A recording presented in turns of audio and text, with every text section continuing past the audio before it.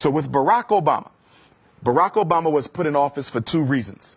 One was domestic, one was international. Every president of America is given a domestic mandate and an international mandate. Barack Obama's international mandate was to make Africa and its resources safe again for Western exploitation, in particular through the AFRICOM program of putting United States military bases within African soil, geographically located close to places with high levels of mineral reserve. So what's going on in Ghana right now? An agreement between the Ghanaian government and the United States to put a military base in Ghana. This is all strategic to make sure that if Africa ever decides to rise up and push back against European imperialism, aka white supremacy, they will not be in a military position to be able to do that. So Obama succeeded. And the reason he succeeded in Africa is because Africa, just like Black America, just like Black Europe, thought the presidency of Barack Obama was a blessing because we don't understand white supremacy and we don't understand politics. It doesn't matter whose face is on the cover. It doesn't matter whose face is out front. The only thing that matters is the color of the hand that makes the decisions. Barack Obama was a flunky. He was a functionary. He was a stool pigeon, and he was a puppet. And yes, he was a coon. Barack Obama did absolutely nothing to benefit Africa. He did absolutely nothing to benefit African people. Now, domestically, Barack Obama's job was to distract Black people in America long enough for the government to take everything that our ancestors fought for, roll it up into one big ball: civil rights, voting rights, affirmative action, equality, you name it, and roll it on over to the feminist movement, roll it on over to the LBGT movement, and roll it on over to the multicultural movement. So today in America, whenever you hear civil rights discussed, Black people are not in the conversation. It's gays, it's feminism, or it's multiculturalism. They use Barack Obama to take everything Black people fought for and give it to people who have never fought for Black people. What do you know about the situation of Black people in France? I'm somewhat familiar because I tend to study the international situation. Not thoroughly familiar, but I will say this. In all my travels, wherever I go, there's four things constant. I don't care if I'm in France, London. I don't care if I'm in South Africa, Nigeria. I don't care if I'm in Holland, Austria, Jamaica, Turks and Caicos, Canada, LA, Houston. On the planet, there's four constants for African people. Number one, we're worshiping a white Jesus. I don't care where you go. Black people in love with a white Christ. That's number one. Number two, you have mass incarceration of Black males at a rate 4 or 5 times their percentage of the population in that particular state. Number three, you have miseducation of Black children.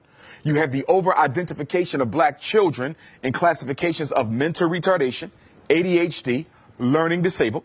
You have record numbers of single Black mothers raising our children on their own, okay?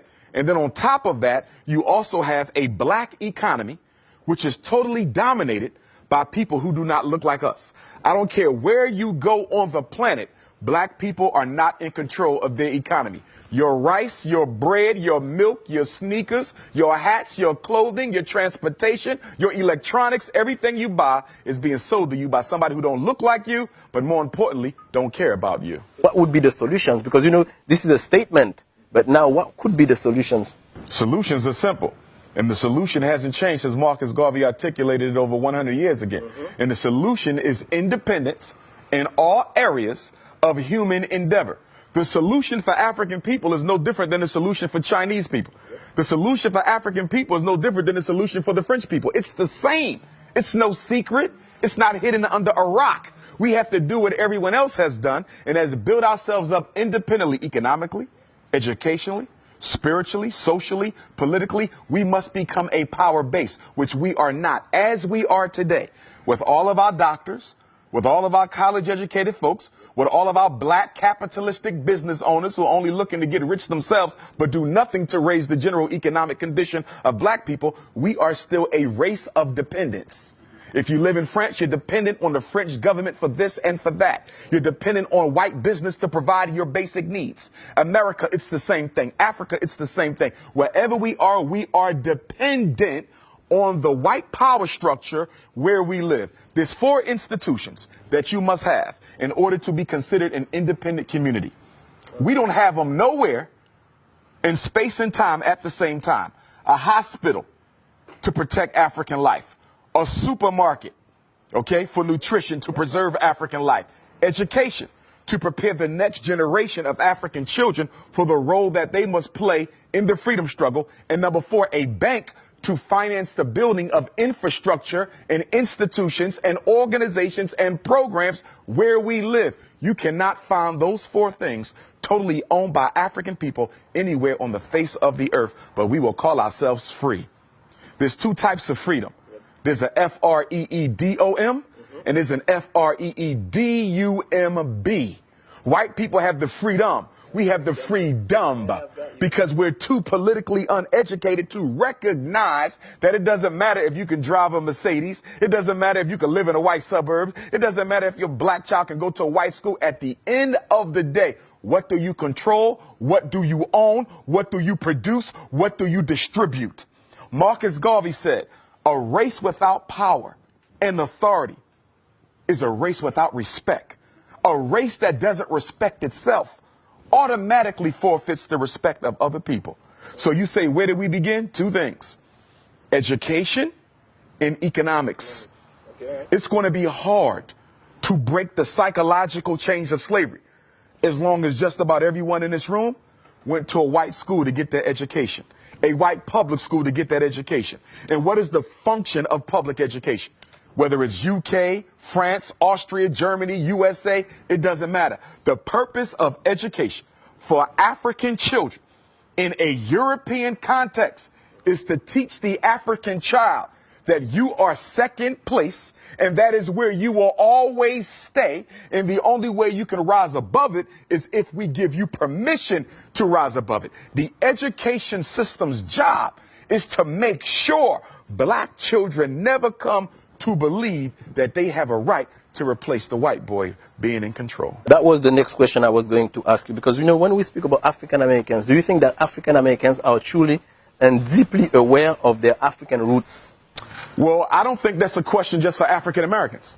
I think that's a question for Africans anywhere. Yeah, of course, but I'm speaking about this because you are from the United States, so of course. Right, but I want to Pan-Africanize the question, though. Okay, all right. Because whether you're dealing with France, whether you're dealing with UK, whether you're dealing with Black America, okay? So globally, yeah. Globally, it's no different. Canada, it's no different. So do you think that Afro-descendants are really aware of their African roots?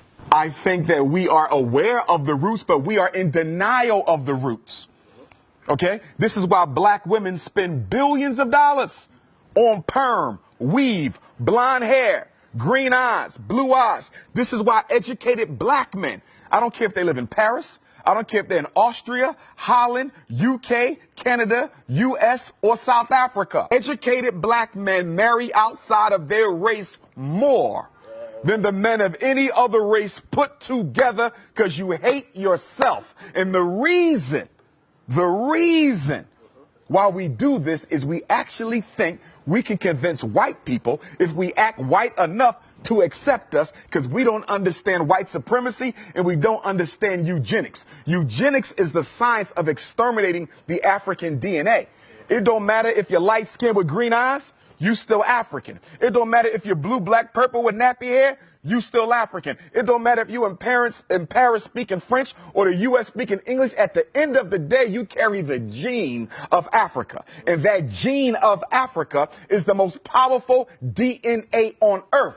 We are the only people who can reproduce ourselves in every other group. I can make a baby with a Chinese woman, it's an African baby. I can make a baby with a French woman, it's an African baby. An Arab, an East Indian, a Native American, it's an African baby. You understand? The white man cannot reproduce himself in any other woman but one who looks like him, because he's genetically recessive. I'm genetically dominant, and that's why he must eliminate me. Because in the natural order of things, if I do absolutely nothing, we can literally predict the date where he will no longer exist. So he has to make a decision. He either has to get rid of me first before nature gets rid of him. So speaking about this, what is your feeling about interracial marriage? I don't support it. Why? I have nothing against white women or Chinese women or Arab women or East Indian women, but the black man belongs with the black woman. The first institution that has to be built is the black family. If you don't save that, you save nothing else. If you don't build that, you build nothing else. A white woman can't understand my struggle. A Chinese woman can't understand my struggle. And what black men fail to recognize, even when you marry white or Arab or Chinese or East Indian or Latino, that woman is still loyal to her race. So it doesn't matter if she had your baby. It doesn't matter if y'all got married. It doesn't matter if y'all sleeping with each other. At the end of the day, her loyalty is not to her husband. It is to her community. And at any moment that that community calls on her to do a job, she will do it. So even though you're laying on top of her, she's still in charge of you.